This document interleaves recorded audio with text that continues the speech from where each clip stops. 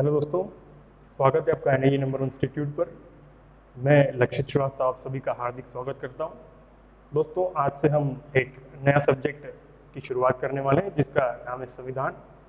संविधान पढ़ने से पहले कुछ हम बुनियादी बातों पर चर्चा करेंगे जो कि संविधान में बार बार हमें परेशान करती हैं या संविधान के विषय को समझने से थोड़ा सा हमें भटका देती है। ठीक है, तो आज हम थोड़ा सा राज्य व्यवस्था की परिचय के बारे में बात करेंगे कि राज्य क्या है, राज्य के तत्व क्या है, विभिन्न शासन प्रणालियाँ क्या क्या है, लोकतंत्र, राजतंत्र, कुलीन तंत्र, बहुत सारी, और लोकतंत्र के बारे में हम थोड़ा सा विस्तृत चर्चा आज हम करेंगे। तो ये 2 से 3 पॉइंट्स हैं, इस पर आज हम चर्चा करने वाले हैं। ठीक है, तो शुरू करते हैं हमारी आज की वीडियो राज्य और उसके तत्व से। ठीक है दोस्तों, देखिए सबसे पहले अगर हम बात करें तो हम बात करते हैं राज्य। राज्य स्टेट। राज्य की अगर हम बात करें तो राज्य क्या है दोस्तों? अगर हम देखें राज्य को तो हम राज्य के बारे में इतना जानते हैं कि राज्य मध्य प्रदेश, छत्तीसगढ़, तमिलनाडु, कर्नाटक, केरल, राजस्थान, महाराष्ट्र। हम राज्य के बारे में सिर्फ इतना जानते हैं कि राज्य ये होते हैं, राज्य एक सीमा क्षेत्र जो भाषाई आधारों पर बना है, उनकी संस्कृति के आधार पर बना है, इतना हम राज्य को समझते हैं। लेकिन जब हम संविधान पढ़ते हैं तो उसमें हम राज्य को, आपने भी देखा होगा, जब भी हम संविधान पढ़ते हैं तो उसमें राज्य का एक अलग मतलब होता है।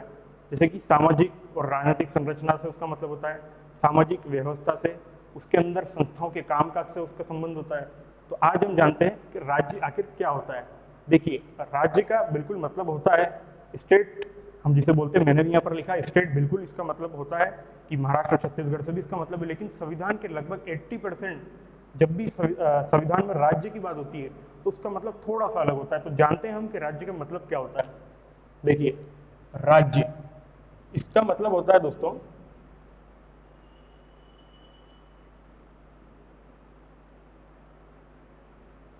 उसमें सम्मिलित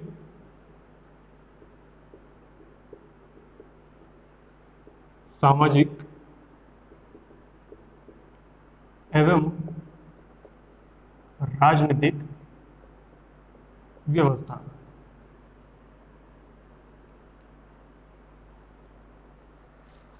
राज्य का मतलब मैंने आपको बताया, उसमें सम्मिलित सामाजिक एवं राजनीतिक व्यवस्था। अगर एक बार और थोड़ा सा शॉर्ट में अगर हम इसका मतलब और समझें तो एक परिभाषा इसकी और बन सकती है, या करके मैं लिख देता हूं, समाज की राजनीतिक संरचना।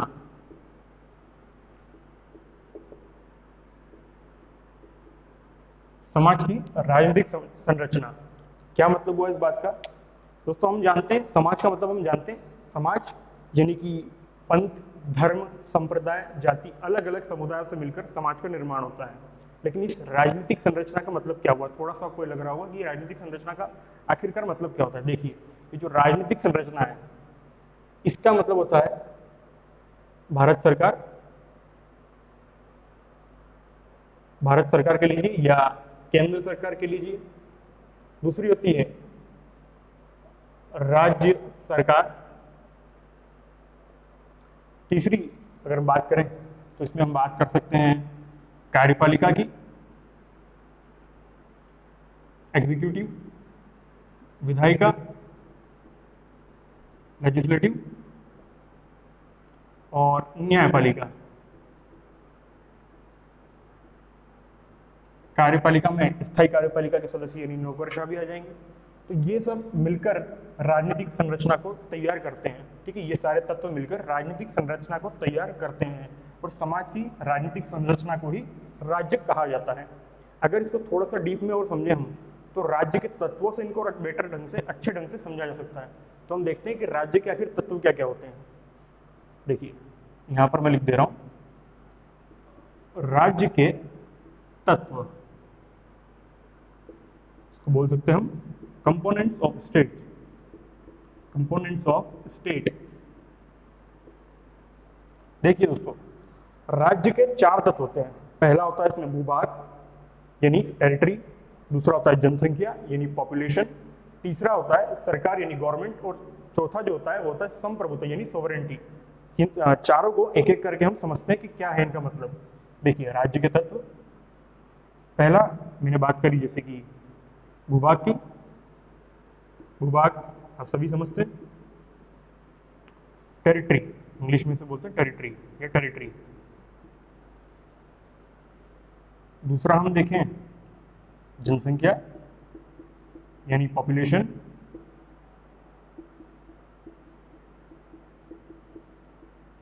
तीसरी बात हम करें तो इसमें आएगी सरकार यानी गवर्नमेंट,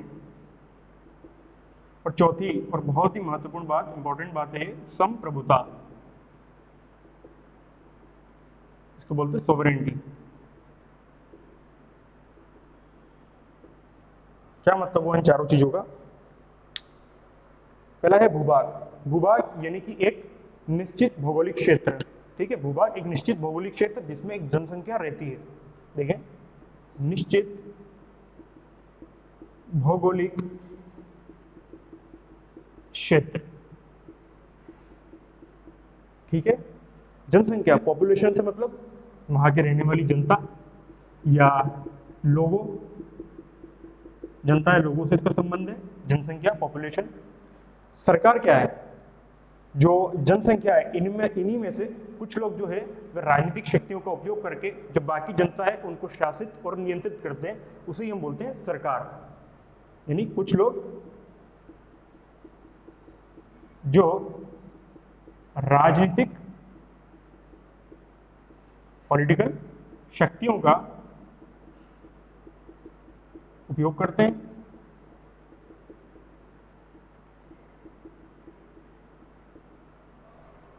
और चौथी जो सबसे महत्वपूर्ण है इसे बोलते हैं संप्रभुता। देखिए इसको एक और संज्ञा दी है, इसको बोलते हैं सोल ऑफ स्टेट या सोल ऑफ स्टेट, हम जो भी समझे, ठीक है, इसको बोलते हैं सोल ऑफ स्टेट यानी राज्य की आत्मा। जैसे कि संविधान में प्रस्तावना को आत्मा बोला, यानी प्रस्तावना जो है वो संविधान की आत्मा है, ऐसे ही राज्य की आत्मा कौन हुई? संप्रभुता। चार तत्व है, उनमें से संप्रभुता है जो है यह है राज्य की आत्मा। संप्रभुता यह है राज्य की आत्मा। सरकार हो गया, जनसंख्या हो गया और भूभाग। इसको थोड़ा सा और हम समझते हैं कि आखिर संप्रभुता होती क्या है। देखिए दोस्तों, किसी भी शब्द में चाहे आगे चाहे पीछे चाहे बीच में अगर प्रभु आ जाए, प्रभु यानी कि क्या मतलब हुआ प्रभु का? प्रभु यानी सर्वशक्तिमान, जो सर्वाधिक शक्तिशाली है, जो सारे उसके नियंत्रण में है, हम सभी उनके नियंत्रण में कार्य कर रहे हैं। तो प्रभु का मतलब हुआ जो सर्वशक्तिमान हुआ। यहाँ पर भी संप्रभुता का कुछ ऐसा ही मतलब है। संप्रभुता का मतलब होता है निर्णय लेने की पूर्ण शक्ति, निर्णय लेने की पूर्ण शक्ति।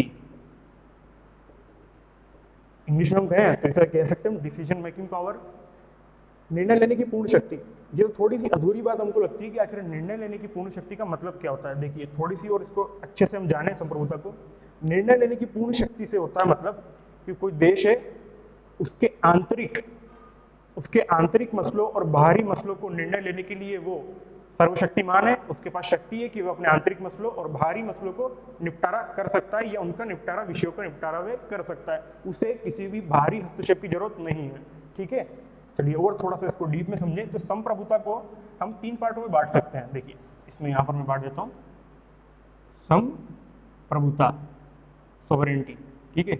इसको हम तीन पार्ट में बांटे हैं तो इसमें हम बांट सकते हैं, पहला उपनिवेश, कॉलोनीज भी इसे बोला जाता है। सेकेंड नंबर बात करें अधिराज्य,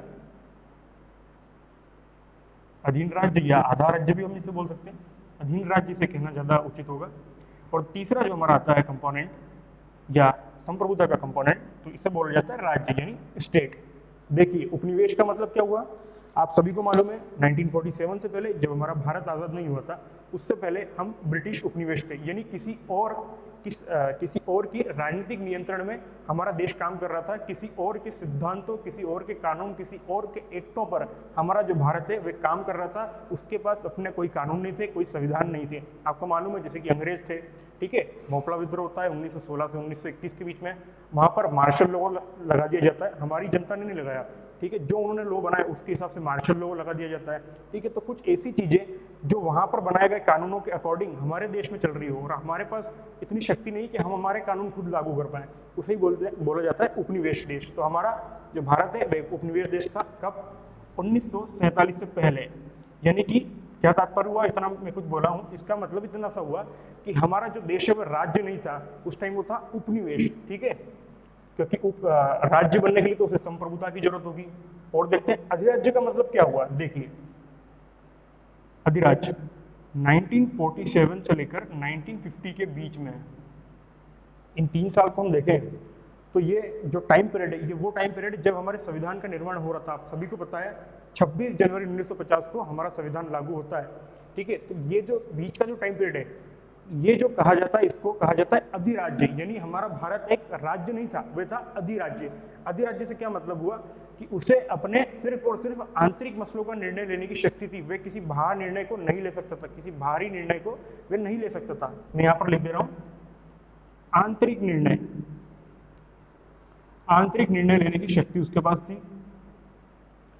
मैंने अभी आपको जब संप्रभुता की, जब मैंने परिभाषित इसको डिफाइन किया, तो मैंने आपको एक चीज बताई थी कि संप्रभुता का अर्थ होता है किसी देश के पास अपनी आंतरिक और बाहरी निर्णय लेने की शक्ति को ही संप्रभुता कहा जाता है। और यहाँ पर मैं बता रहा हूँ सिर्फ और सिर्फ आंतरिक निर्णय, बाहरी निर्णय नहीं। तो इसका मतलब ये हुआ कि ये राज्य अभी भी नहीं कहलाएगा जब तक इसके पास बाहरी निर्णय लेने की शक्ति नहीं आएगी। तो अभी ये आंतरिक निर्णय ले रहा था 1947 और 1950 से, जब तक संविधान का निर्माण हो रहा था। तीसरी बात करें हम राज्य। देखिए अब राज्य बनने की तैयारी में हमारा देश है। राज्य कब बनता है? 26 जनवरी 1950, 26 जनवरी 1950, ठीक है। इस दिन क्या हुआ?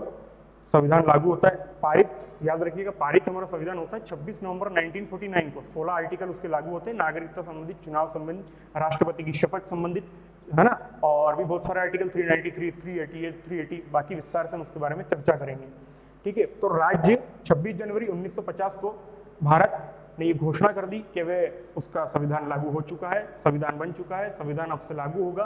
और यहीं पर एक घोषणा हमारा भारत करता है कि भारत एक संप्रभु राज्य है।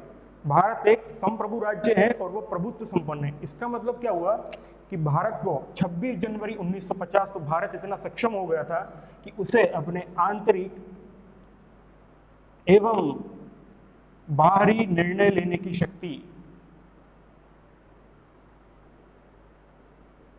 आंतरिक एवं बाहरी निर्णय लेने की शक्ति प्राप्त हो चुकी थी। सही मायने में देखें तो इस समय हमारा जो भारत है वह राज्य बनता है जब उसके पास संप्रभुता हासिल होती है। मैंने आपको बताया 16 स्टेट, इसलिए इसको कहा जाता है कि राज्य की आत्मा। तीनों चारों चीजें हमने देख ली, सबको डिफाइन कर लिया हमने, कौन क्या है, क्या किसका, किस बात का मतलब क्या है। अब हम थोड़ा सा देखें दोस्तों, एक बात ध्यान रखना, राज्य जो है, राज्य कब तक है?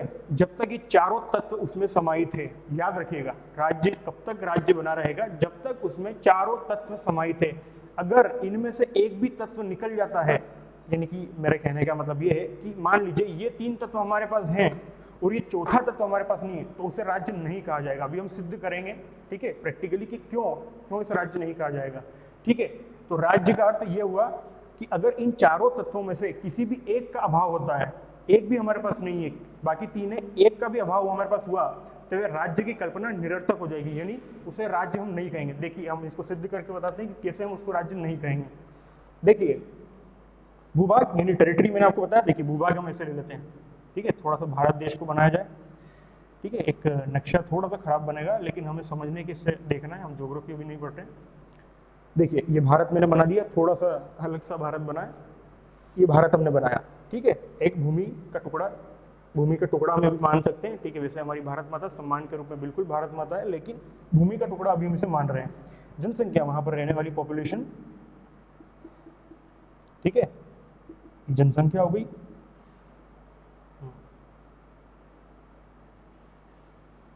ये स्त्री है, पुरुष है, छोटा एक बच्चा भी बना देते हैं, ठीक। तीसरा है गवर्नमेंट, ठीक है। गवर्नमेंट भी वही है, कुछ लोग, इन्हीं जनता में से कुछ लोग जो राजनीतिक शक्तियों का उपयोग करेंगे, तो गवर्नमेंट कैप हम लगा देते हैं, नेताजी हमारे बन जाएंगे। और जो है संप्रभुता यानी निर्णय लेने की शक्ति, इसे आप ऐसे समझ सकते हैं। अब देखिए हम इसको सिद्ध करने जा रहे हैं। मैंने आपको बताया कि इनमें से एक भी तत्व नहीं हुआ तो राज्य की कल्पना निरर्थक हो जाएगी। कैसे? मान लीजिए फर्स्ट बार में हमारे पास है भूभाग, दूसरा जनसंख्या भी हमारे पास है, पहला भूभाग भी हमारे पास है, दूसरा जनसंख्या भी हमारे पास है, तीसरा गवर्नमेंट भी, सरकार भी हमारे पास है, लेकिन हमारे पास संप्रभुता नहीं है। ये तीनों चीज होने के बावजूद भी एक चीज हमारे पास नहीं है, राज्य की कल्पना हो पाएगी? नहीं। मैंने अभी आपको बताया निरर्थक है राज्य की कल्पना, अगर एक भी हमारे पास नहीं होता तो। कैसे? देखिए भूभाग है हमारे पास, रहने के लिए जगह है, रहने के लिए जगह हमारे पास है भूभाग। जनसंख्या, उसमें रहने वाली जनसंख्या भी हमारे पास है। तीसरी जो है शासित करने के लिए गवर्नमेंट भी उसके पास है, लेकिन उसके बाद निर्णय लेने की शक्ति नहीं है। क्या ये राज्य कहलाएगा? मैंने अभी आपको यहाँ पे बताया बिल्कुल बिल्कुल भी नहीं कहलाएगा, क्योंकि मैंने अभी आपको बताया जब तक ये संप्रभु नहीं बन जाता तब तक ये राज्य नहीं कहलाएगा। इन दोनों कंडीशन में ये संप्रभु नहीं था। एक में था ये उपनिवेश और एक में कहा जाता था इसको अधिराज्य। 1950 जब संविधान लागू होता है उसके बाद ही संप्रभु बनता है, यानी कि अगर संप्रभुता नहीं होगी तो ये राज्य नहीं कहा जाएगा, चाहे ये तीनों चीज भी हमारे पास क्यों ना हो। ठीक है, चलिए देखते हैं। भूभाग हमारे पास है, जनसंख्या भी हमारे पास है, इस बार हमारे पास सरकार नहीं है लेकिन संप्रभुता है, हम आंतरिक और बाहरी निर्णय ले सकते हैं। ठीक है, देखिए क्या होता है। भूभाग है, रहने के लिए जगह हमारे पास है, तीसरा जनसंख्या हमारे पास है, रहने के लिए संप्रभुता, हम आंतरिक और बाहरी निर्णय दोनों ले सकते हैं। लेकिन सरकार जो कंट्रोल करती है, जो शासित करेगी लोगों को, जो नियंत्रित लोगों को करेगी, जो एक व्यवस्था राज्य के अंदर बिठाएगी, वो हमारे पास नहीं है। क्या देश चल पाएगा? बिल्कुल नहीं चल पाएगा, सब कुछ अव्यवस्थित हो जाएगा। ठीक है, लोग लड़ने लगेंगे एक दूसरे से जब व्यवस्था नहीं बैठेगी।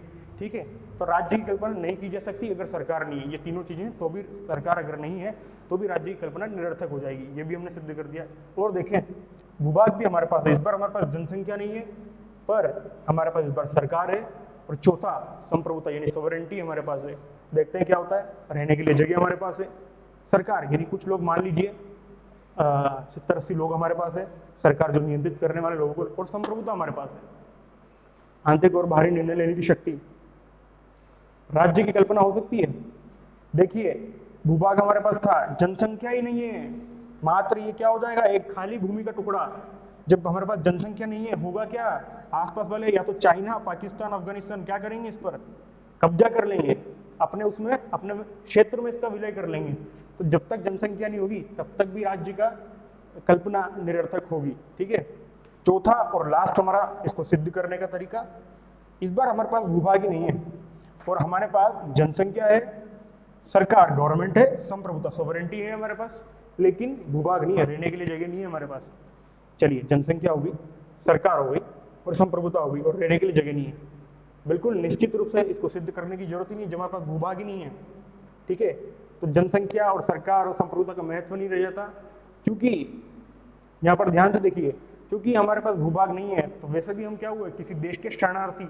दलाई लामा की स्टोरी आपको पता होगी, 1956 में जब जवाहरलाल नेहरू, उन्हें तिब्बत के जो धर्मगुरु हैं दलाई लामा, उनको शरणार्थी कहाँ पर, हिमाचल प्रदेश के पास में जगह देते हैं रहने के लिए।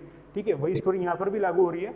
जब हमारे पास भूभाग ही नहीं है, ठीक है, तो वैसे भी हम किसी देश में शरणार्थी होंगे, राज्य की स्थापना, ये कल्पना निरर्थक हो जाएगी। ठीक है दोस्तों, ज़्यादा कुछ नहीं है इसमें, बहुत सिंपल सी चीज़ है, बड़े आराम से हमने समझ लिया इसको। ठीक है, आपको समझ में आ गया, आशा करता हूँ मैं आपको समझ में आया होगा। ठीक है, तो ये होगी राज्य की बात और राज्य के तत्वों की बात। अगला जो हमारा टॉपिक है वह है विभिन्न शासन प्रणालियाँ।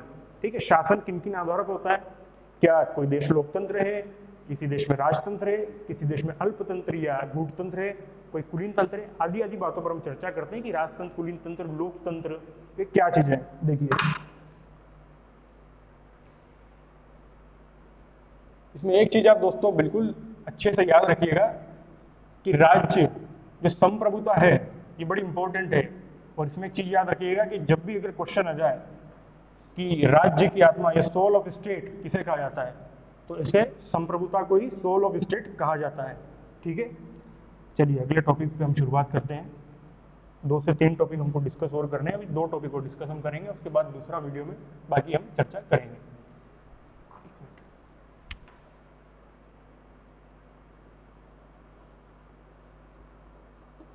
अगला टॉपिक हमारा आता है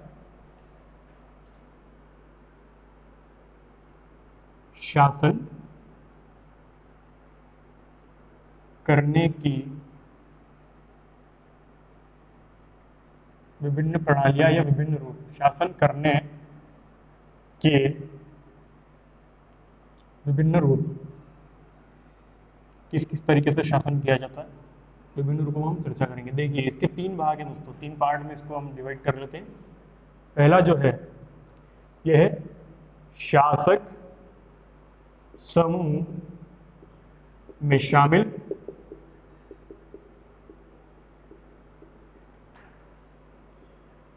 व्यक्तियों की संख्या के आधार पर।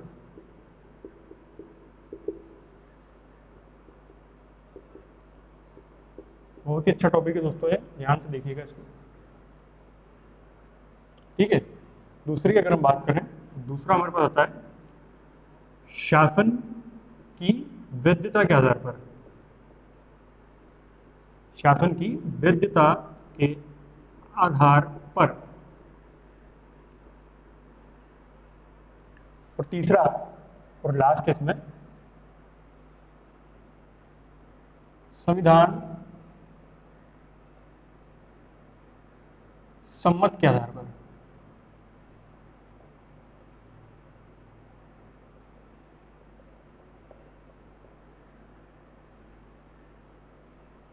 देखिए शासन करने के विभिन्न रूप, एक है शासक समूह में शामिल व्यक्तियों की संख्या के आधार पर, दूसरा है शासन की वैधता के आधार पर, और तीसरा जो है वो है संविधान सम्मत होने के आधार पर। देखिए इसके भी 3 रूप हैं दोस्तों, जो शासक समूह में शामिल व्यक्ति हैं उनके भी 3 रूप दिखाई देते हैं। पहला हमें दिखाई देता है राजतंत्र। माइंड में जैसे ही मैंने राजतंत्र बोला, हल्का सा आपके माइंड में कुछ ना कुछ क्लिक जरूर हुआ होगा, या तो तानाशाही या राजा रानी का शासन, कुछ ना कुछ क्लिक जरूर हुआ होगा। राजतंत्र। दूसरा देखिए राजतंत्र को बोला जाता है मोनार्की, इंग्लिश में इसको बोला जाता है मोनार्की। और दूसरा जो है वह है अल्पतंत्र, या इसे कह लें गूढ़तंत्र भी इसे बोल सकते हैं हम, ठीक है। इसे इंग्लिश में बोला जाता है ओलिगार्की, ओलिगार्की। तीसरा जो आता है यह आता है लोकतंत्र, जो भारत के अंदर है, ठीक है। इसे बोला जाता है डेमोक्रेसी। इसके ऊपर हम थोड़ी विस्तृत चर्चा करेंगे अलग से। पहला हो गया राजतंत्र, दूसरा हो गया अल्पतंत्र या गूढ़तंत्र, तीसरा हो गया लोकतंत्र। देखिए फ्रेंड्स, राजतंत्र क्या होता है? राजतंत्र का सीधा सीधा सा मतलब ये निकालें हम, एक लाइन में अगर डिफाइन करें तो राजा या रानी का शासन, राजा या रानी का शासन ही राजतंत्र है। थोड़ा सा और इसको जानते हैं हम राजतंत्र को। देखिए राजा या रानी का शासन मैंने बोला, यानी कि जो आम जनता है, जो सामान्य जनता है, वो उस जो है सर्वोच्च पद जो है वो सत्ता, या कह लें सर्वोच्च पद की बजाय ये कह लें कि सत्ता के लिए संघर्ष नहीं करती या नहीं कर सकती राजतंत्र के अंदर। क्या मैं बोलना चाह रहा हूँ? थोड़ा सा लिखने मैं लिखूंगा तो आपको समझ में आएगा। देखिए राजतंत्र में पहला तो होता है राजा या कह लीजिए रानी का शासन। ब्रिटेन हमारे सामने उदाहरण है बहुत अच्छा, राजा या रानी का शासन। दूसरी हम बात करें, पहली हमने बात कर ली राजा या रानी का शासन। राजा या रानी का शासन जो होता है इसमें जनता की भागीदारी बिल्कुल भी नहीं होती, जनता उन्हें चुन नहीं सकती, उनके लिए वोटिंग बिल्कुल भी नहीं होती, और जो जनता है वो राजा या रानी जो पद है, जो सर्वोच्च पद है देश का, उसके लिए चुनाव में भाग नहीं ले सकती, सत्ता के लिए संघर्ष नहीं कर सकती। और ये जो पद है दोस्तों ये परंपरागत, या हम कहें कि वंशानुगत चलता है। दूसरी बात वंशानुगत, यानी राजा उसका बेटा फिर राजा बनेगा, और राजा के बेटे का जो बेटा है वो भी फिर राजा बनेगा, फिर उसका बेटा जो हुआ, चचेरे भाई जो हुए वे राजा बनेंगे। तो ऐसे ये पद जो है ये वंशानुगत चलता है। तीसरी और सबसे महत्वपूर्ण बात जो लोकतंत्र से इसे अलग करती है वह ये है कि इसमें ना तो जनता की प्रत्यक्ष डायरेक्टली, न ही अप्रत्यक्ष इनडायरेक्टली भागीदारी होती है। क्या मतलब हुआ?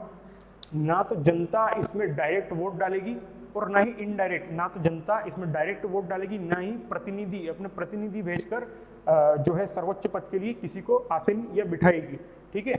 तो राजतंत्र का मतलब हमने निकाल लिया राजा या रानी का शासन, जिसका प्रमुख पद राजा या रानी उस पर बैठे हो वही शासन राजतंत्र कहलाएगा। दूसरा, ये जो पद है ये वंशानुगत चलेगा, यानी कि राजा का बेटा राजा, उसके बाद दूसरे लोग जो अन्य जनता वे इस पद के लिए संघर्ष कभी भी नहीं कर सकते। तीसरा, ना तो इसके लिए प्रत्यक्ष ना अप्रत्यक्ष, ये परंपरा चली आ रही है साल दर साल से, पीढ़ी दर पीढ़ी से, तो उसका बेटा राजा का बेटा, उसके बाद उसका बेटा शासन या शासक बनता रहेगा। दूसरी बात आती है ओलिगार्की, ठीक है, अल्पतंत्र या गूढ़तंत्र। इसका सीधा सा मतलब हम देखें दोस्तों, सॉरी, तो इसका सीधा सा एक मतलब ये निकलता है धनवान लोगों का शासन।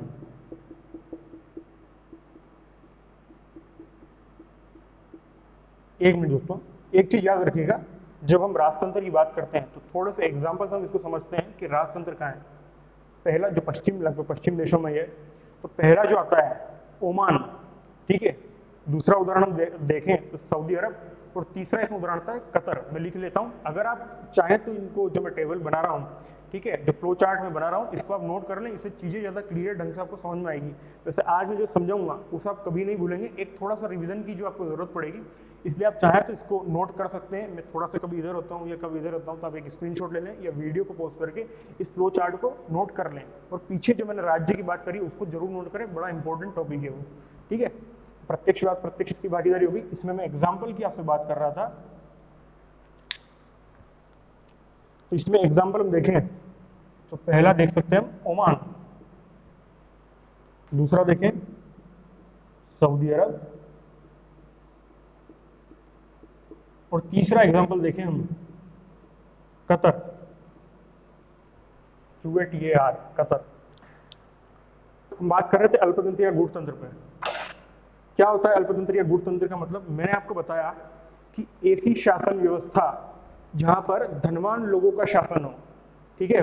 फिर से यही बात हो गई कि ये जो सर्वोच्च पद है, जो सत्ता का संघर्ष है, वहां पर आम जनता या गरीब लोग इस पद के लिए चुनाव नहीं लड़ सकते, या जनता की भागीदारी इस पद में नहीं होती है। इसमें सिर्फ शासन करेंगे तो धनवान लोग, जैसे बहुत बड़ा व्यापारी हुआ या कह लीजिए बहुत बड़ा उद्योगपति, जो भी धनवान है सिर्फ वही इस अल्पतंत्र या गूढ़तंत्र में शासन करेंगे। आजकल तो ये चीज थोड़ी सी कम देखने को हमें मिलती है, लेकिन बहुत कम हमें देखने को मिलती है। पुराने टाइम पर ये चीज बहुत ज्यादा चलती थी, जहां पर सिर्फ धनवान लोगों का शासन होता था। आजकल जितनी भी कंट्रीज है, जितने भी देश है, वे अपने आप को लोकतांत्रिक बताना ज्यादा पसंद करते हैं, चाहे वो लोकतांत्रिक हो या नहीं। जैसे कि मैंने आपको बताया ओमान, सऊदी अरब और कतर, और ब्रिटेन जो है दोस्तों, एक थोड़ा सा समझिए, जो ब्रिटेन है उसे हम कई बार राजतंत्र में देखते हैं और कई बार हम लोकतंत्र में देखते हैं।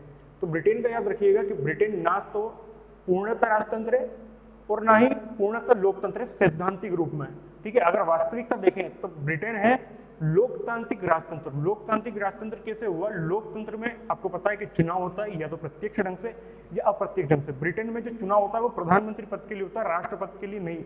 राष्ट्रपति का जो पद है वहां पर वो वंशानुगत चलता आ रहा है, पीढ़ी दर पीढ़ी, ठीक है।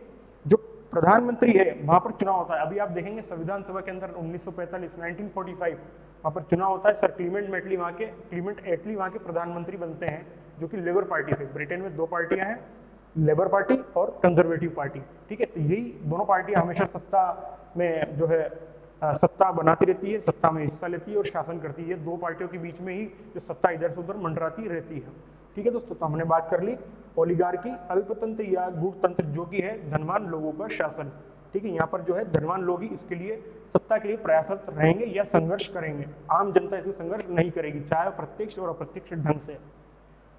दूसरी बात आती है लोकतंत्र, डेमोक्रेसी। देखिए लोकतंत्र के बारे में अभी इतना सा समझ लीजिए, क्योंकि हम इसके ऊपर बिल्कुल डिटेल्ड में चर्चा करेंगे, विस्तृत इस पर हम चर्चा करेंगे कि आखिर लोकतंत्र का वास्तविक अर्थ क्या होता है। लोकतंत्र दो तरीके का होता है, एक होता है प्रत्यक्ष और एक होता है अप्रत्यक्ष। प्रत्यक्ष लोकतंत्र वो जिसमें जनता सीधी तरीके से भागीदारी लेती हो। अप्रत्यक्ष लोकतंत्र वो होता है जिसमें जनता अपने प्रतिनिधि भेजती है और वो प्रतिनिधि जो है जो सर्वोच्च पद का निर्माण करते हैं। क्या मतलब वो इस बात का? प्रत्यक्ष यानी डायरेक्टली, अप्रत्यक्ष यानी जनता जो है अपने प्रतिनिधि वहां भेजेगी। जैसे हम चुनाव करते हैं MLA, member of legislative assembly, विधायक का, वो विधायक जाके राज्य के मुख्यमंत्री तैयार करते हैं, ठीक है। उन्हीं विधायकों में से जो सर्वोच्च या बड़ा कोई नेता होता है उस दल का, वही जाके मुख्यमंत्री पद पर आसीन होता है। दूसरा, हम मेंबर ऑफ पार्लियामेंट, केंद्र सरकार का जब निर्माण करते हैं तब मेंबर ऑफ पार्लियामेंट के लिए चुनाव होते हैं, यानी सांसद जो है वो प्रधानमंत्री का निर्माण करते हैं। ठीक है। प्रधानमंत्री है, बिल्कुल वो सांसद भी होगा। मुख्यमंत्री है, बिल्कुल वह किसी न किसी क्षेत्र से विधायक भी होगा। जैसे कि शिवराज सिंह जी चौहान हमारे जो भी मुख्यमंत्री है, वे सीहोर से विधायक, सीहोर बुधनी जो आती है, बुधनी से विधायक है, ठीक है। ध्यान रखिएगा इसको, प्रत्यक्ष और अप्रत्यक्ष लोकतंत्र। अब इतना समझ लीजिए कि जनता अपना शासक खुद इसमें चुनती है, और ये एक तरीके से जनता का ही शासन लोकतंत्र होता है। इसके बारे में हम थोड़ी सी डिटेल्ड चर्चा हम इसमें करेंगे। चलिए, इसके बाद शासन की वैधता के आधार पर हम चर्चा कर लें। मैं इसे यहाँ से मिटा देता हूँ। थोड़ी सी विस्तृत चर्चा इस पर करेंगे हम, डेमोक्रेसी, क्योंकि हमारे देश में जो है ये लोकतंत्र है। शासन की वैधता के आधार पर इसमें 4 चीजें होती है दोस्तों। पहली, दूसरी, तीसरी और चौथी। देखिए, इसमें जो सबसे पहले आती है बात, वो होता है धर्मतंत्र। इसको बोलते हैं हम इंग्लिश में थियोक्रेसी। बिल्कुल, थियोक्रेसी से बोला जाता है। दूसरी जो आती है इसमें धर्मतंत्र के बाद में, वो आता है कुलीन तंत्र। कुलीन तंत्र, ये ऐसे कह लें हम अभिजात तंत्र, ठीक है। अभिजात तंत्र, इसको इंग्लिश में एरिस्टोक्रेसी बोलते हैं।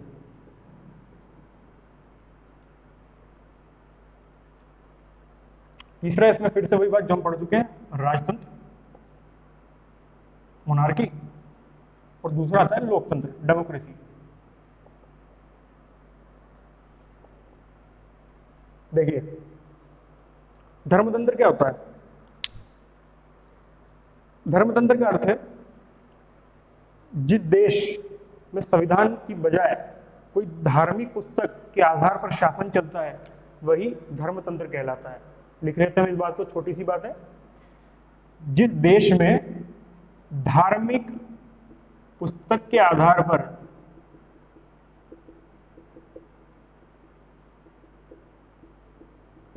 शासन चलता है,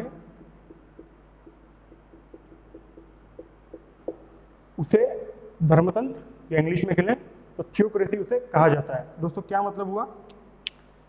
ये ऐसे देश है जहां पर कोई संविधान नहीं होता, जो भी जहां पर एक जो बहुमत है, वहां पर बहुसंख्या में जो लोग वहां पर रह रहे हैं, जनता, उनका जो धर्म है, उस धर्म के आधार पर शासन चलता है। जैसे कि फॉर एग्जांपल हम ले लें, इसमें 2 एग्जांपल बड़े अच्छे हैं।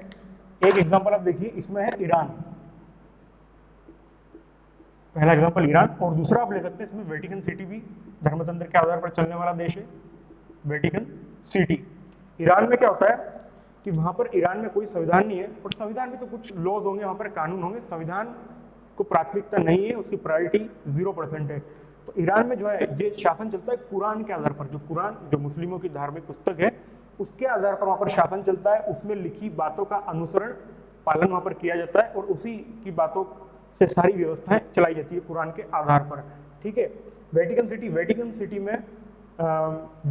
में जो है यहाँ पर कैथोलिक चर्च, जो पोप आपने सुना होगा, जो धार्मिक गुरु होते हैं, वो पोप यहाँ पर शासन संभालते हैं, जो धर्म गुरु होते हैं, ठीक है। दूसरी बात, धर्मतंत्र की बात हमने कर ली। धार्मिक पुस्तक के आधार पर चलने वाला शासन ही धर्मतंत्र है। संविधान की वहां पर मान्यता नहीं है, प्रायोरिटी नहीं है। कुलीन तंत्र या अभिजात तंत्र क्या होता है? देखिए, इसमें एक वर्ड आया है बड़ा अच्छा सा, कुलीन। अभिजात शायद आप लोगों को समझ में नहीं आएगा। कुलीन, कुलीन से आप एक चीज का अर्थ निकाल सकते हैं, यानी उच्च कुल का, ठीक है। जैसे कि आज हमारे यहाँ पर ब्राह्मण हैं, क्षत्रिय हैं, ठीक है, तो ये उच्च कुल के लोग हैं। तो ऐसे ही ये ऐसे देश हैं जहाँ पर उच्च कुल के लोगों का शासन होता है, ठीक है। अभिजात का मतलब भी दोस्तों यही उच्च कुल ही होता है। तो इसमें शासन कौन कौन लोग कर सकते हैं कुलीन तंत्र या अभिजात तंत्र में? देखिए, पहला इसमें आता है शासन जो कर सकते हैं, पहले इसमें शासन करेंगे जो उच्च कुल के लोग हैं, उच्च कुल के लोग इसमें शासन करते हैं। दूसरे कौन लोग कर सकते हैं? विद्वान, ठीक है। तीसरे में हम देखें तो उत्कृष्ट, और चौथा हम देखें सद्गुणी, गुणों से युक्त सद्गुणी व्यक्ति, ठीक है। एक और आप ले सकते हैं इसमें, बुद्धिमान भी आप ले सकते हैं। यानी जो टोटली इसका मतलब ही हो रहा है, अभिजात तंत्र या कुलीन तंत्र का मतलब हम देखें एरिस्टोक्रेसी का, तो इसका मतलब दोस्तों निकलता है कि या तो वहां पर शासन जो करेगा, जो सर्वोच्च पद के लिए संघर्ष करेगा, या तो उच्च कुल का होना चाहिए, या विद्वान पढ़ा लिखा होना चाहिए, उत्कृष्ट हर कार्य में एक्टिव होना चाहिए, और सद्गुणी गुणों से युक्त और बुद्धिमान, जो अधिक बुद्धिमान हो वही इस ऐसे तंत्रों में शासन करेगा। सामान्य जनता जो कम पढ़ी लिखी जो है, जिनको अवसर भी नहीं मिला पढ़ने का, वह भी इस तंत्र में शासन नहीं कर सकती। ठीक है, आप एरिस्टोक्रेसी को ऐसे याद कर सकते हैं दोस्तों, एरिस्टोक्रेसी आपने सबने नाम सुना है प्लेटो। ठीक है, प्लेटो का जो एक शिष्य है अरस्तु, ठीक है, अरस्तु और प्लेटो ने एक पुस्तक लिखी थी एरिस्टोक्रेसी के ऊपर। उसमें उन्होंने एरिस्टोक्रेसी में बताया था कि बुद्धिमान लोगों का शासन ही एरिस्टोक्रेसी है। ठीक है, तो अरस्तु से आप याद कर सकते हैं एरिस्टोक्रेसी, प्लेटो और अरस्तु जो कि पाश्चात्य देशों के विचारक हैं। ठीक है, तो अरस्तु से आप याद रख सकते हैं एरिस्टोक्रेसी, उन्होंने पुस्तक लिखी, उस एरिस्टोक्रेसी का उन्होंने मतलब लिखा था बुद्धिमान या विद्वान लोगों का शासन। ठीक है, तीसरी बात, हम राजतंत्र पे वैसे भी चर्चा कर चुके हैं। ठीक है, और लोकतंत्र जो है यहाँ पर भी हम चर्चा, अभी लोकतंत्र पे हम थोड़ी डिटेल में चर्चा करेंगे। एक जो हमारा छोटा सा टॉपिक वहां पर दिख रहा है हमें लिखा हुआ है संविधान सम्मत के आधार पर, क्या मतलब वो इससे भी समझ लेते हैं, बहुत सिंपल सा टॉपिक है। एक यहाँ पर हुआ संविधानवाद, पहला संविधानवाद, थोड़ी सी फ्रेंड्स आप राइटिंग मैनेज करिएगा क्योंकि मेरी राइटिंग बहुत ज़्यादा खराब है, लेकिन ठीक है, राइटिंग इतना बड़ा विषय नहीं है, आप चीज़ों को समझने की ज़्यादा से ज़्यादा कोशिश करें। और अगर आप चाहें, आपको समझ में आ रहा हो तो स्क्रीनशॉट लेके आप इसे सब कुछ नोट कर लीजिए, एक अलग से कॉपी बना लीजिए उसमें। अब क्योंकि डेली हमारे पास अब रोज एक ना एक नई वीडियो आएगी, जैसे कि एक वीडियो और इन्हीं चीज़ों के आधार पर आएगी, जैसे कि हम उसमें चर्चा करेंगे संघवाद और एक दलीय प्रणाली के बारे में, और लोकतंत्र, जनतंत्र और गणतंत्र में क्या अंतर था, उन पर हम चर्चा करेंगे। तो एक अपनी अलग कॉपी बना लीजिए, उसके बाद हम संविधान की चर्चा करेंगे, तो उस कॉपी में इन सारी चीज़ों को आप सेपरेट करके अलग से रख सकते हैं, अगर आपको अच्छी लगती है वीडियो तो, नहीं तो ऐसे ही समझ लीजिए इन चीज़ों को तो भी काफ़ी है।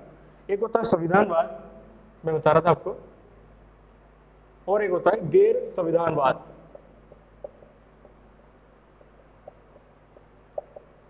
नाम से आपको बहुत कुछ समझ में आ गया होगा, ज़्यादा मुझे लगता है इसको समझाने की जरूरत नहीं है, फिर भी हमने वीडियो बनाई है तो बिल्कुल समझाने का फर्ज हमारा है। संविधानवाद क्या होता है? देखिए दोस्तों, संविधानवाद का अर्थ होता है, ये एक ऐसी शासन प्रणाली है संविधानवाद जहाँ पर शासन संविधान के आधार पर होता है, या जहाँ पर संविधान ही सर्वोच्च या सर्वेसर्वा होता है। वहाँ की जितने भी व्यवस्था है, वहाँ के जितने भी कामकाज है, जितने भी नीतिगत निर्णय हैं, ठीक है, जितनी भी नीतियाँ योजना बनेगी वह बनेगी संविधान के आधार पर। ठीक है, यहाँ पर तानाशाही आप नहीं हो सकते, अपनी मर्जी से निर्णय नहीं ले सकते। इसका बहुत अच्छा उदाहरण है भारत, अमेरिका, और ये जो दोस्तों ज़्यादा संविधानवाद की है प्रणाली, ये अधिकतर उन देशों में पाई जाती है जहाँ पर संविधान लिखित रूप में है। जैसे अमेरिका में संविधान लिखित रूप में है, भारत बहुत बड़ा संविधान, हमारा सबसे बड़ा संविधान हमारा ही है देश का, तो वहाँ पर संविधान लिखित रूप में है। ठीक है, तो ये संविधानवाद जो है संविधान के आधार पर चलेगा, इसमें मर्जी से कुछ नहीं कर सकते आप। इसमें शक्तियों का बंटवारा भी होता है कि किस काम, कौन सी संस्था किस काम को कर सकती है। ठीक है, तो संविधान के आधार पर चलने वाला ही संविधानवाद कहलाएगा। देखिए, संविधान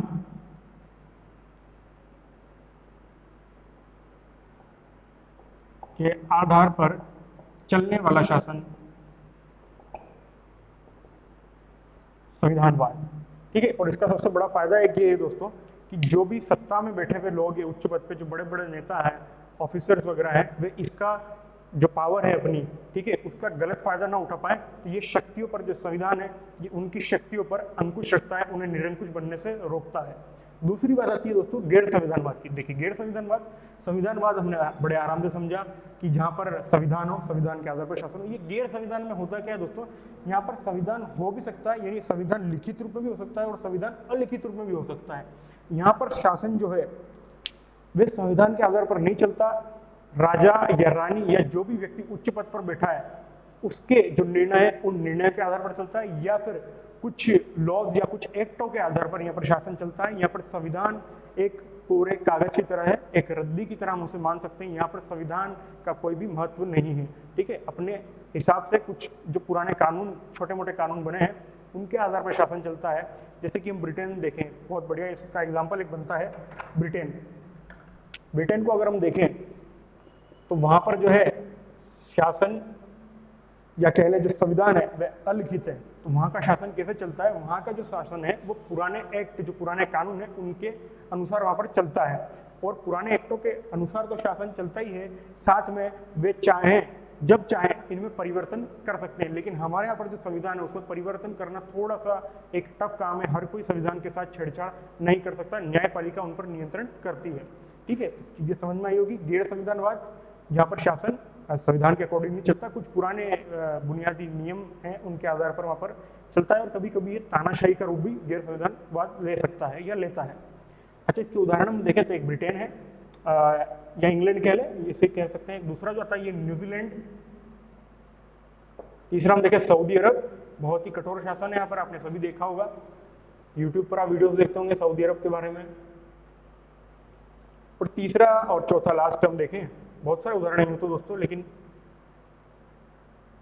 कम उदाहरण हम समझने की कोशिश करें।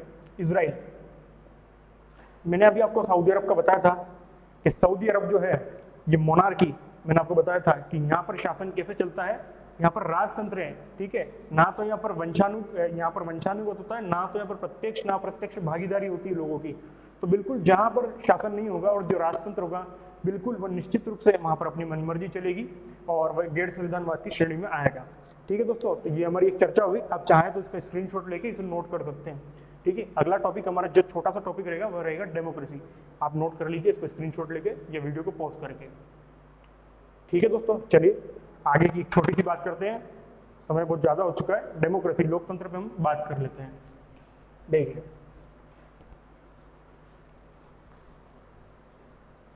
जल्दी से डिस्कस कर लेते हैं छोटा सा टॉपिक।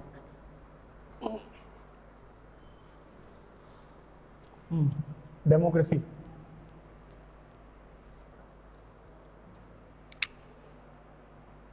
लोकतंत्र,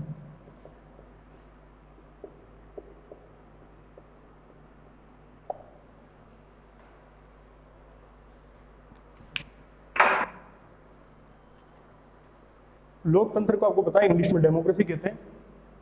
ये जो डेमोक्रेसी शब्द दोस्तों याद रखिएगा, बड़ी महत्वपूर्ण इंफॉर्मेशन मैं आपको दे रहा हूँ। ये जो डेमोक्रेसी शब्द है ये आया है यूनानी या ग्रीक भाषा के डेमोक्रेशिया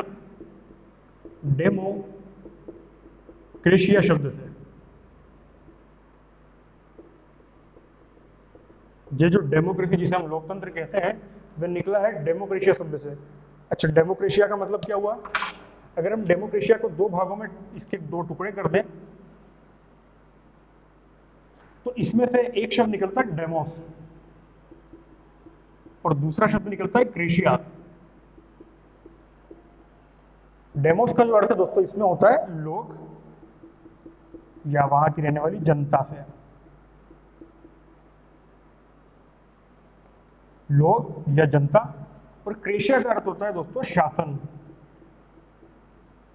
क्रेशिया का अर्थ होता है शासन, और बीच में अगर का लगा दें तो पूरी हमारी एक परिभाषा बन जाएगी, लोगों या जनता का शासन, मतलब लोग ही खुद पर राज करते हैं। ठीक है, ये वे शासन है लोकतंत्र। थोड़ी सी आपने एक बहुत महत्वपूर्ण अभिव्यक्ति एक सुनी होगी जिसे परिभाषा के आधार पर हम समझाएंगे, थोड़ी इस पर चर्चा करेंगे। अब्राहम लिंकन साहब, अब्राहम लिंकन कौन थे? तो ये थे अमेरिका के पूर्व राष्ट्रपति। ठीक है, अब्राहम लिंकन साहब ने एक डेफिनेशन इसकी दी थी, एक परिभाषा दी थी। उन्होंने कहा था of the people, by the people, for the people. Of the people का मतलब हुआ जनता का। ठीक है, ये हुआ जनता द्वारा, ये हुआ जनता के लिए शासन। अब्राहम लिंकन साहब ने कहा था of the people, by the people, for the people, यानी जनता का, जनता द्वारा, जनता के लिए शासन ही लोकतंत्र है। अगर थोड़ी सी हम इस पर परिभाषा पे बात करेंगे, क्योंकि यहाँ तक हम सीमित नहीं रह सकते, इस परिभाषा को थोड़ा सा और खोलने कि आखिर परिभाषा क्या कहती है। तो देखिए दोस्तों, जनता का मतलब क्या हुआ इसमें? कौन लोग है जनता? जनता का मतलब हुआ वही सभी पंथ, धर्म, संप्रदाय, समुदाय, जाति, सभी जाति के लोग, अनुसूचित जाति, जनजाति, सभी लोग, एंग्लो इंडियन, आंग्ल भारतीय, ये सारे लोग हैं ये सारे लोग मिलकर जनता का निर्माण करते हैं। ठीक है, सभी लोग मैं आपको लिख देता हूं। अच्छा, जनता द्वारा, बहुत महत्वपूर्ण चीज है, जनता द्वारा। मैं आपसे बोलूं, एक छोटा जो 10 साल का बच्चा हुआ, बेबी, है ना, तो वो भी जनता में आता है। एक 50 साल या 60 साल के बुजुर्ग जो व्यक्ति हैं वे भी जनता में आते हैं। मुझ जैसा मैं भी एक जनता हूँ, आप जो देख रहे हैं आप भी एक जनता है। 20 से 21 वर्ष का भी आदमी जो है ये जनता है। लेकिन यहाँ जनता द्वारा, इस डेफिनेशन में जनता द्वारा इसका मतलब क्या हुआ? देखिए, इसका मतलब होता है वयस्क। सभी को पता है वयस्क क्या होता है? जो 18 साल का आदमी होता है उसको वोट डालने का अधिकार होता है। यहाँ पर जनता द्वारा का मतलब है वयस्क। ठीक है, छोटा बच्चा भी जनता है लेकिन वो नहीं है। इस जनता द्वारा का मतलब हुआ वयस्क, जो 18 साल का हो गया। पहले तो वोट जो डालते थे वो 21 साल में डाली जाती थी। ठीक है, पहले ये व्यवस्था थी, लेकिन थोड़े टाइम पहले जो व्यवस्था बदली उसमें 18 साल उम्र कर दी गई। तो यहाँ पर जनता द्वारा मतलब है वयस्क लोग। ठीक है, जनता के लिए शासन, जनता के लिए कौन? यही सभी जनता, जो सभी लोग मैंने आपको बताया। ठीक है, सभी धर्म समुदाय, ये सारे जितने भी वर्ग आते हैं उनके लिए शासन ही लोकतंत्र है। अच्छा, लोकतंत्र को मैंने अभी आपको एक चीज ऑलरेडी बताई थी, ये हमने डेफिनेशन हो गई। ठीक है, हमने लोकतंत्र को समझा। देखिए, लोकतंत्र में एक छोटी सी चीज हम देखें तो लोकतंत्र दो प्रकार का होता है। एक होता है प्रत्यक्ष, मैंने अभी आपको ऑलरेडी समझाता था, और एक अप्रत्यक्ष। प्रत्यक्ष लोकतंत्र क्या होता है? जिसमें जनता डायरेक्टली शासन करती है। और अप्रत्यक्ष लोकतंत्र क्या होता है? जिसमें जनता इनडायरेक्टली शासन करती है। जनता की भागीदारी प्रत्यक्ष रूप से, प्रत्येक रूप से वोट डालती है और सर्वोच्च पद के लिए चुनाव करती है किसी व्यक्ति का। अच्छा, प्रत्यक्ष लोकतंत्र कब सफल हो सकता है? देखिए, प्रत्यक्ष लोक दो कंडीशन में सफल हो सकता है। या तो जनसंख्या कम हो, ठीक है, जनसंख्या कम हो, और दूसरा सीमित लोगों को अधिकार, सीमित लोगों को अधिकार। प्राचीन यूनान में ये परंपरा चलती थी, जो जनसंख्या है उनमें से राजा या उनके मंत्री परिषद में से ही कुछ लोगों को वोट डालने का अधिकार था। सारी जनता को, जितनी भी जनता थी उनको वोट डालने का अधिकार नहीं होता था। तब जाके प्रत्यक्ष जो लोकतंत्र है ये संभव माना जा सकता है। लेकिन प्रत्यक्ष लोकतंत्र इतना एक आदर्श लोकतंत्र की व्यवस्था या स्थापना नहीं कर पाता, जो कि अप्रत्यक्ष लोकतंत्र में आपको पता है कि सभी अच्छी, किसी जाति का हो, गरीब हो, अमीर हो, किसी भी धर्म, मजहब, संप्रदाय का हो, सभी को वोट डालने का अधिकार यहाँ पर होता है।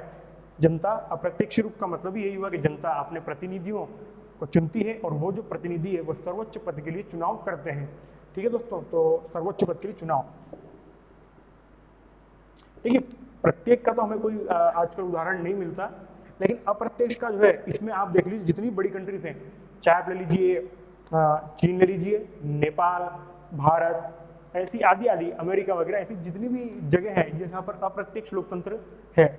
ठीक है दोस्तों, तो आज हमने 2-3 टॉपिक पर डिस्कशन किया। एक राज्य क्या है, उसके तत्व क्या है, विभिन्न शासन प्रणाली, राजतंत्र, अल्पतंत्र, धर्मतंत्र और कुलीन तंत्र और लोकतंत्र को तुमने बहुत अच्छे से समझा। तो दोस्तों, आज के लिए विदा लेते हैं, और अगले वीडियो भी कुछ ऐसी संघवाद और एकात्मकता और परिसंघवाद को हम थोड़ा सा डिटेल्ड में चर्चा करेंगे। एक दलीय प्रणाली, बहुदलीय, द्विदलीय, इन प्रणालियों के बारे में हम चर्चा करेंगे। उसके बाद से हम अपन संविधान की शुरुआत करेंगे। ठीक है दोस्तों, बहुत बहुत आपका धन्यवाद, आभार। NIA से जुड़े रहें, और कुछ भी अगर दिक्कत लगती हो, कुछ भी आपको लगता हो कि ये चीज़ नहीं होनी चाहिए थी, ये चीज़ होनी चाहिए थी, तो प्लीज़ कमेंट बॉक्स में कमेंट करें। वीडियो को लाइक करें अच्छी लगी हो तो, वरना डिसलाइक भी आप कर सकते हैं। कमेंट करना ना भूलें। ठीक है दोस्तों, धन्यवाद।